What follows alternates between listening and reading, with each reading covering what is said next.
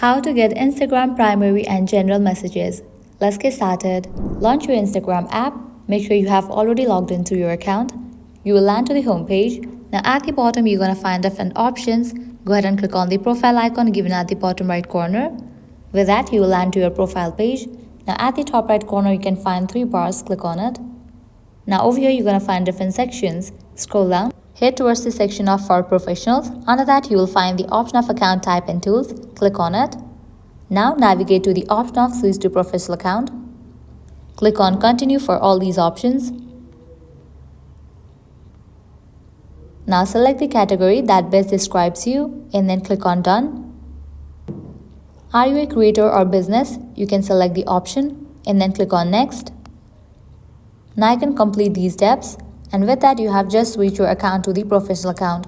After you switch your Instagram account to the professional account, now you will be getting primary and general messages.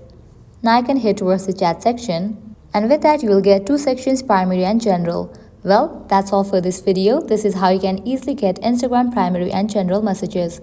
At the end, if you guys find this video helpful, don't forget to like, share and subscribe to our channel. Thank you.